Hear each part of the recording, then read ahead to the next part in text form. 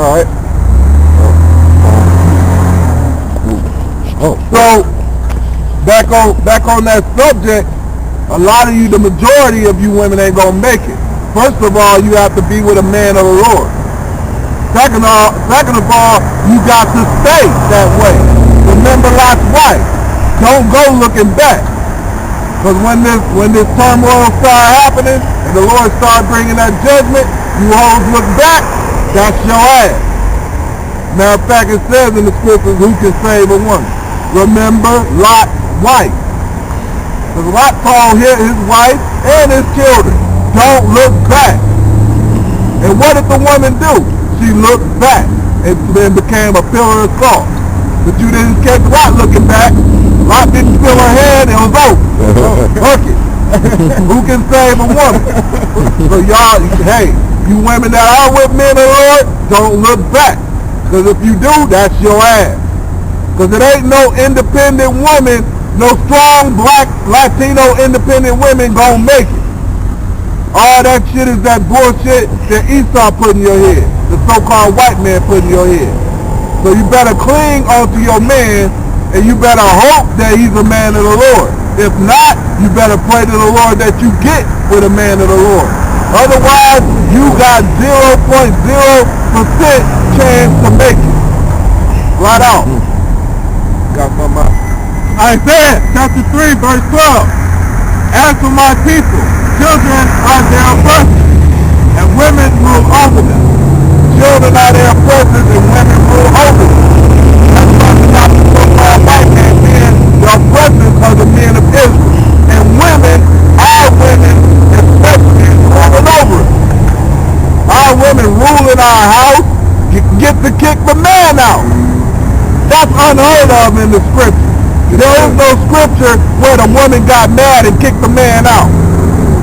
But there are scriptures where the man put his wife to death for fucking up. Or a man stopped sleeping with his wife and put her ass in the dungeon for saying something bold to her. There's scriptures on that, but there ain't no scriptures talking about the woman got mad and put the man out. That's some bullshit. This is Ecclesiasticus chapter 25 verse 17. The wickedness of a woman changes her face and darkens her countenance like her sackcloth. Her husband shall sit among his neighbors, and when he hear it, it shall sigh bitterly. Now, that's something that all you black men, you black and Latino men and Indian men, yeah, y'all should relate to that scripture real good. Because I already know every man that went through it. You done had a woman that talk that shit, so you say fuck it, you walk over your homeboy out and kick it with him. Then she come back calling or talking more shit, and you just over your homeboy out like that. Like, man, the fuck out, come over here. Right. You know, that's let me read it like that. Well, man, I wish she'd shut the fuck up. Let me read that scripture again. That's not a virtuous woman. Right. That's a wicked woman. That's a wicked woman. Go ahead. Ecclesiastes 25 and 17, I'm starting from the beginning. The wickedness of a woman changes her face and darkens her countenance like sackcloth. Her husband shall sit among his neighbors, and when he hear it, he shall sigh. What you talking about hearing? You talking about when he hear all that scoffing, all that bullshit, all that shit talking that women do. Blah, blah, blah, blah, blah, blah, blah, blah. You gotta do this, blah, blah, blah, blah. Why didn't you do that? Blah, blah, blah, all that bullshit. All a woman got to do to make a man happy is shut the fuck up. That's all they really got to do. If a woman shut the fuck up for about, let's say about a good 45 minutes, that'll make their husband's hearts merry. Why? Because they just shut the fuck up. You know what I'm saying? Because a woman, you wicked women always got something to say. It ain't no coincidence that every time you walk down the street, or go to the grocery store, you'll see a woman with a cell phone to her ear. All they do is talk. Right. In order for a woman to make her husband happy, all she got to do is shut up. That's it. Ooh, let me get it straight, guys. I got something. This is Ecclesiastes chapter 25. You're going to start at verse 20. As the climbing up a sandy way is to the feet of the aged.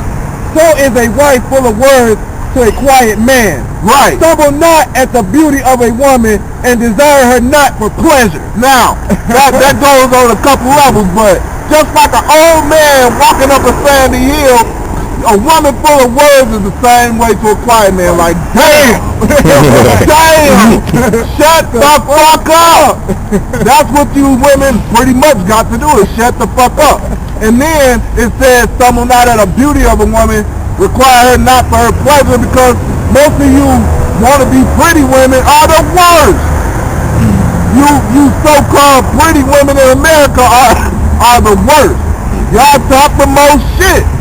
Basically, the Lord is saying, you want this pretty bitch over here, she gonna make your heart miserable. That's basically what the Lord is saying. Choose a woman for being virtuous. Don't choose a woman for her look. Hey, that was a good breakdown right there. Right. I mean, shoot, for real, no bullshit. I mean, every nigga that whip, you get a pretty bitch, and guess what? The bitch talk too much shit. She won't shut the fuck up. That's it. And you can't have no bitch that won't shut the fuck up. You won't have no peace. A man just wants peace in his house. What do we feel like? Walking on eggshells. I'm sorry to lock you. Right. A man feel like he walking on eggshells in his own fucking house. Right. Like if he steps too loud, he gonna cut off a grenade. He already like this, and then as soon as they crack, right. That bomb like word. Here this bitch going again. This is 1 Timothy chapter 5 verse 11. But the younger widows refuse. But when they have begun to wax wanton against Christ, they will marry, having damnation because they have cast off their first faith. What is he talking about when he say they will marry? Y'all actually married under the white man's law. That's how y'all married. Y'all ain't married under the Lord's law and statutes and commands. Y'all married under Esau's law. That's why the Lord gonna put y'all ass to death and lay y'all alone with sackcloth. Y'all don't even know what sackcloth means, man. Y'all ain't gonna have faith. Basically, you ain't gonna have shit for the rags on. Rags, that's it. And niggas, and you see men in the Lord walking up and down the street, passing you hoes up. I don't give a fuck how fine you is. Through your house by shit, or how fine you was, right? Because y'all ain't gonna be too pretty and smell too good while y'all don't got no more soap and shit like that. Yeah.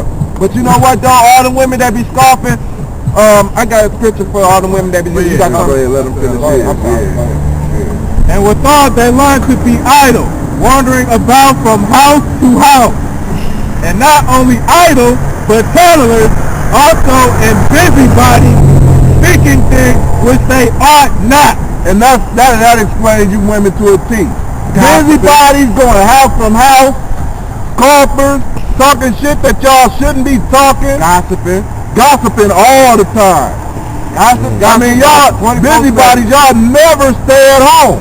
A virtuous woman's supposed to be at the crib 90% of the time. Right, 90% of the time, if you're a virtuous woman, you're supposed to be at the fucking house. Right out, teaching your children the scriptures. Right, teaching your children how to serve the Lord. Teaching your children basically according to what your husband said, teach your children. Which if your husband didn't say, teach them according to this law, then your husband is going off. But a virtuous woman is supposed to be the fuck at home. Right. And not saying too much of shit. Let's go into that too. I would therefore that the younger women marry, their children, guard the house, give none occasion to the adversary to speak reproachfully. Hold on. He would rather that the young women marry, that a woman get married young, so they don't fall into all this bullshit. But that's the same reason why Esau said a woman ain't grown until she's 18. For some are already turned aside after Satan. Right, because Esau knows you give a woman, after a woman have her period, that's when she's of a marriageable age.